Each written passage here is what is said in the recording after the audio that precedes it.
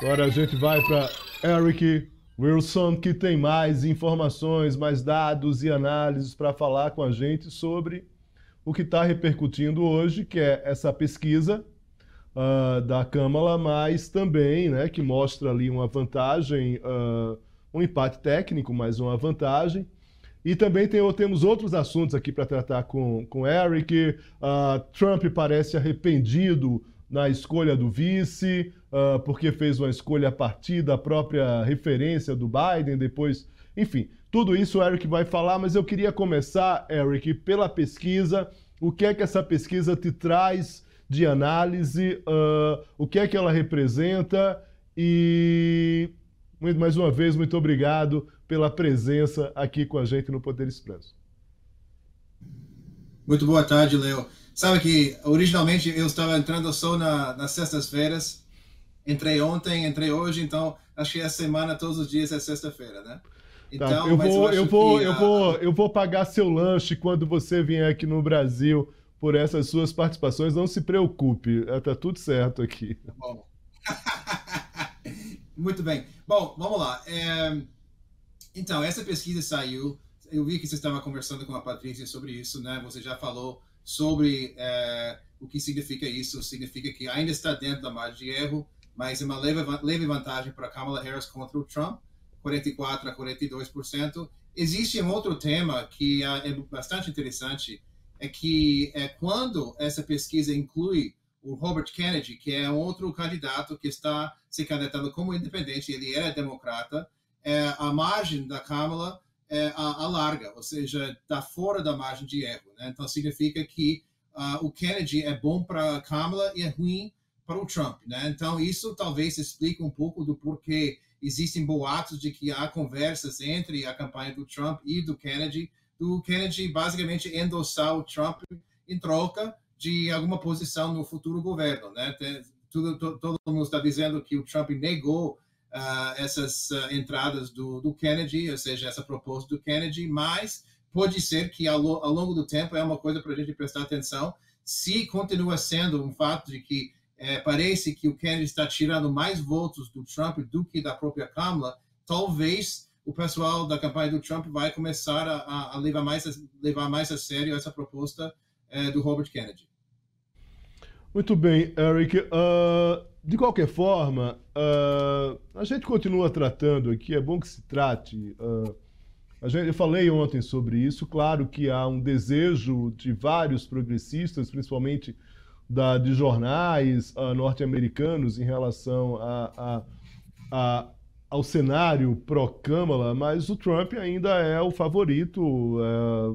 A Câmara pode até, nesses meses, fazer ali uma campanha mais forte, mas o Trump hoje é o favorito.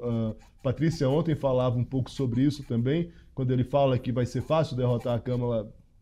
Necessariamente ele não está fazendo jogo de palavras, ele não está brincando. Agora, de alguma forma, a Câmara deu uma energizada em relação à própria campanha democrata, evidentemente, né? Como a gente conversou aqui nos bastidores, ela pode ter feito, inclusive, o próprio Trump ter se arrependido da escolha do vice, né, que foi um vice jovem, justamente para contrapor o Biden, mas agora você tem uma candidata que é, inclusive, 20 anos mais nova do que o próprio Trump, então talvez essa estratégia do vice não funcione como o Trump estava imaginando. E também outro ponto, Eric, que eu queria que você arrematasse, é a própria onipresença da Câmara a partir de agora. A Patrícia vinha falando que a agenda dela, sempre quando chegava para os correspondentes ou para a imprensa americana, era muito restrita, tinha poucos eventos ali e acaba isso um pouco mudando. Então a gente queria que você também falasse sobre a onipresença. Dito isso, só um contraponto em relação a essa onipresença, tem também algumas não presenças, vamos dizer assim, estratégicas. Como a Patrícia falou, o Netanyahu vai estar amanhã no Congresso e ela não vai estar ali na comissão, vamos dizer assim, né? Coordenando os trabalhos, justamente para não se envolver nessa questão Israel, Palestina, próprio Estados Unidos. Queria que você arrematasse tudo isso que eu coloco aqui para você.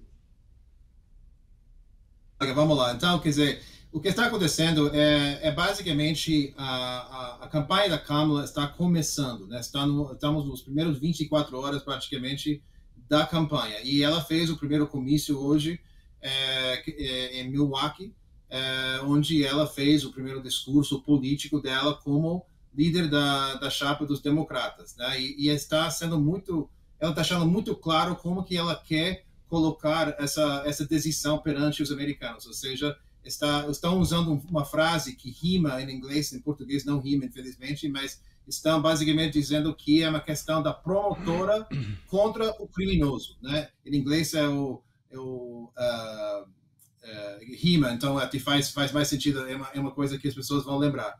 Mas ela está criando esse contraste dela, não somente de idade, mas o fato de que ela, como promotora, ela conseguiu, ou seja, atacar e ganhar, ou seja, os casos no tribunal contra pessoas como o Trump, né? Pessoas que foram acusadas de abuso sexual, pessoas que foram acusadas de fraude, essas coisas todas que são basicamente os argumentos que a campanha do Biden tentava usar, mas como o Biden estava meio escondido, estava fora do olho público, não conseguiu se promover muito bem, né?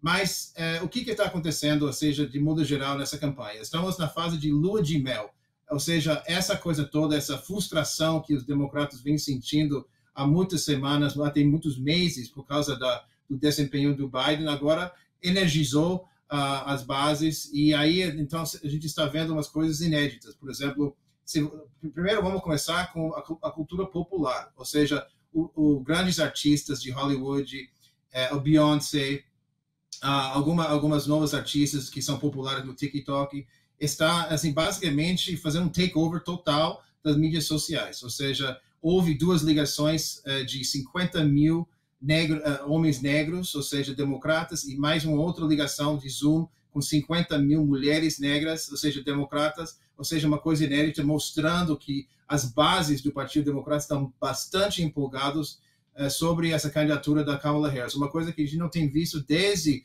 a primeira candidatura do Obama em 2008. Outra coisa que a gente está vendo são as doações, ou seja, o Partido Democrata e a campanha da Kamala levantou mais de 100 milhões de dólares nos primeiros 48 horas depois da desistência do Biden e depois dele ter endossado a candidatura da Kamala. Então, ou seja, a grana está entrando. E, finalmente, o número de voluntários, ou seja, segundo as fontes dos democratas, mais de 40 mil pessoas já se inscreveram para ser voluntários da campanha. Então, existe uma certa energia dentro da campanha dos democratas, mas isso, de certa forma, reflete o grau de desespero que tinha antes, porque eles sabiam que estavam fadados a perder com Biden sendo o líder da chapa, né? Agora, outras coisas que acho que queria mencionar também é que, de fato, o Trump existe muito boato de que o Trump está um pouco arrependido por ter escolhido o J.D. Vance, porque se você volta no tempo, que só foi uma semana atrás, mas parece que foi talvez meio século atrás, ou seja, durante o auge da campanha, o auge da convenção republicana, os republicanos estavam certos que eles iam ganhar. Então, portanto, o Trump estava mais preocupado em não somente ganhar a eleição com o colégio eleitoral, uma coisa que você tem explicado muito bem aqui para os telespectadores no Brasil, que é diferente do Brasil, mas, ou seja, são basicamente 50 eleições estaduais, e quem ganha, ou seja, essas eleições estaduais acaba sendo o presidente, mas ele estava também preocupado em ganhar o voto popular, coisa que aconteceu, por exemplo, em 2016 contra a Hillary, onde o Trump ganhou o colégio eleitoral, mas a Hillary ganhou o voto popular. Então foi uma coisa meio inédita, em que o presidente não ganhou o voto popular, mas acaba, por nosso sistema do colégio eleitoral, acabou ganhando a presidência. Ele queria, talvez, como ele achava que o Biden o desempenho foi piorando, ele queria colocar alguém que ia motivar bastante as bases do Partido Republicano, as bases que a gente chama de bases MAGA, né, que é o movimento do trumpismo, e ele, portanto, colocou alguém que serve muito bem para criar energia entre as bases, a base mais conservadora nos Estados Unidos. Agora que o jogo mudou 180 graus com a Kamala, agora ele está um pouco arrependido. Devia ter colocado alguém que pode falar com independentes, com pessoas dos estados pêndulo, as pessoas que estão na margem, pessoas que podem ou voltar para a Kamala ou voltar para o Trump, pessoas que podem sair de casa ou não sair de casa. E, de fato, existe, então, essa reportagem que está circulando hoje, que ele acha um pouco complicado, de que ele desenhou toda essa estratégia para combater contra o Biden, e agora ele vê que tem outro tipo de adversário, né? Mas tudo isso, ou seja, faz parte do jogo, né? A política americana sempre tem essas coisas todas que acontecem, só que geralmente acontecem um pouco mais tarde no calendário. Mas estamos ante 105 dias, se não me engano, e eu acho que isso vai ser um troço inédito, ou seja, isso os contornos dessa campanha estão basicamente nos dizendo que isso vai ser um troço que a gente nunca viu em muitos anos, ou seja, vai ter muita violência política, ou seja, no sentido de palavras, ou seja, os republicanos já estão começando a atacar a Câmara de uma forma bastante feia. Eu sinto que os democratas vão dar uma retocada nos republicanos, ou seja, lógico, posicionando ela como promotora e ele como criminoso, mostra mais ou menos como vai ser a cultura dessa campanha. Então, se quem estava esperando ter uma discussão, um debate político com bastante etiqueta, ou seja, de uma forma bem polite, ou seja, vai estar bastante desapontado, ou seja, esse negócio vai ficar bem feio dos dois lados. Agora, Eric, na eleição, eu não gosto de fazer essas comparações com o Brasil, no sentido de, a partir da comparação, fazer a pergunta. Acho que é importante para que a gente consiga estabelecer aqui alguns parâmetros eleitorais, mas não necessariamente isso quer dizer muita coisa. A própria eleição norte-americana, como a gente está falando aqui, ela é feita de outra forma. O próprio colégio eleitoral norte-americano é feito de outra forma. Mas, de alguma forma, se dizia que quando o presidente Lula, na época e agora, escolheu a Dilma Rousseff como sucessora, poderia ter um risco ali em relação à primeira eleição de um eleitorado machista no Brasil, que não votasse mulheres, enfim. Muita gente estabelece que o impeachment se deu com base também em relação ao machismo e tudo mais, o que de fato é uma análise apressada, porque Dilma claramente ela estava com a popularidade muito em baixa já quando ganha a eleição, e acaba entrando muito mal, inclusive na negociação política, com a base, com o entourage, com um grupo de apoio no Congresso muito enfraquecido efetivamente. Então, talvez aí a própria queda da Dilma tenha mais a ver com a própria incapacidade dela em determinados momentos do que qualquer outro aspecto. Isso é uma coisa que é uma discussão eterna em relação à questão do impeachment, mas eu queria perguntar para você o seguinte: essa questão da mulher, de uma candidata mulher, pode ter alguma resistência em determinados estados, em determinados colégios aí nos Estados Unidos? É lógico que ainda existe sexismo, tanto no Brasil quanto nos Estados Unidos, né? Ou seja, tem muita gente que ainda acha que tem uma imagem, né, de que o presidente tem que ser um homem branco, porque sempre teve, fora Obama, sempre teve no Brasil, por muito tempo teve até a Dilma também. Ou seja, mas se você olhar no mundo todo, ou seja, existem muitos líderes mulheres e tal, e eu acho que muita gente reconhece que só é uma questão de tempo até os Estados Unidos também ter a oportunidade de ter uma líder mulher, né? Eu acho que a Hillary não conseguiu, e ela foi uma pessoa que, mais ou menos, não vou fazer uma comparação direta com a Dilma, mas a Hillary também levou muita bagagem, foi uma pessoa que começou embaixo da água e nunca conseguiu, apesar de que as pesquisas indicavam que ela ia ganhar, ou seja, não foi o candidato ideal. Talvez acho que talvez por isso, por causa do fracasso da Hillary, que muita gente está com um pouco de medo, um pouco de pé atrás por causa da Kamala, porque estão ainda tristes por causa desse desempenho da Hillary. E não somente porque ela perdeu, mas perdeu para o Trump, né? E trouxe o trumpismo e trouxe que definiu basicamente os últimos 12 anos da política americana, né?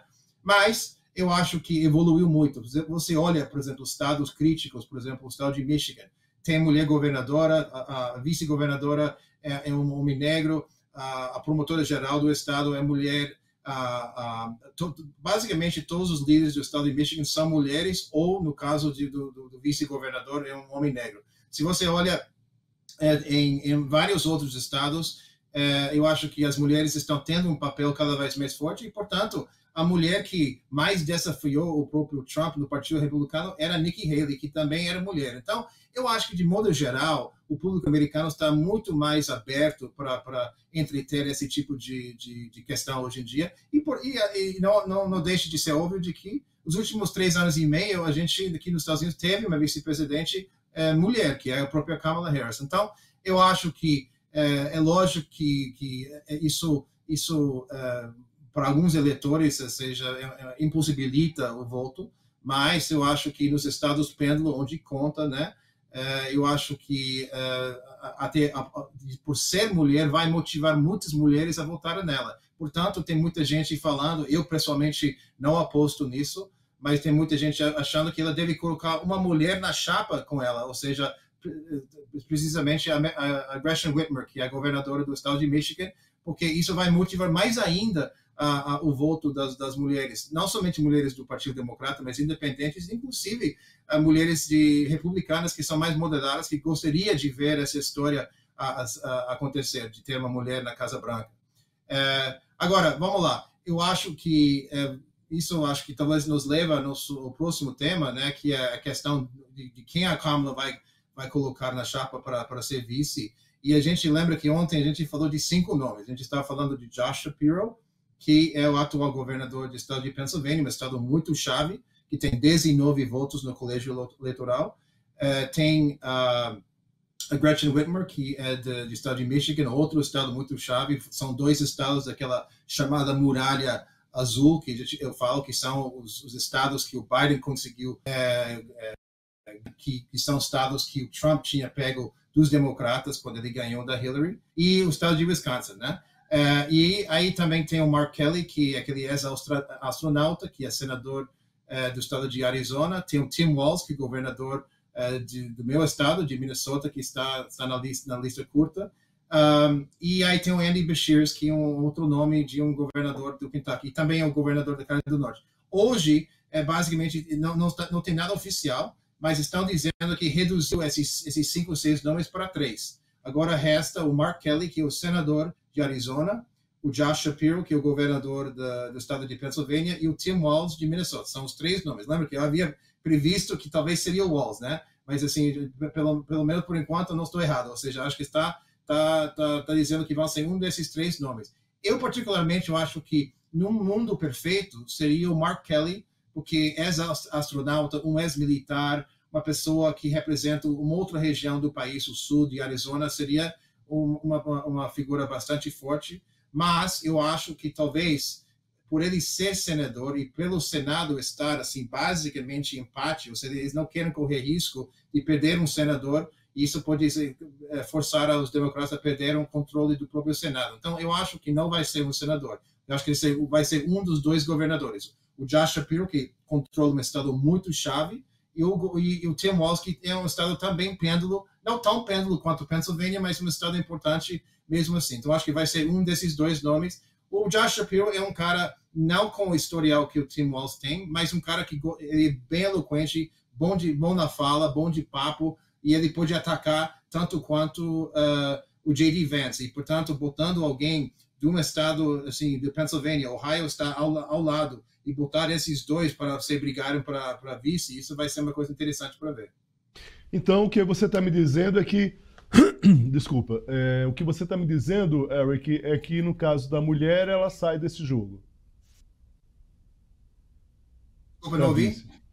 No caso da mulher, da Gretchen, ela sairia desse jogo, então, a partir desses três nomes, é isso? Eu acho que sim. Eu acho que assim não tem nada oficial publicado ainda, mas tem muita gente dizendo que a Gretchen comunicou que não quer e além disso que a Kamala e os assessores estão achando que seria muito agressivo ter duas mulheres na chapa.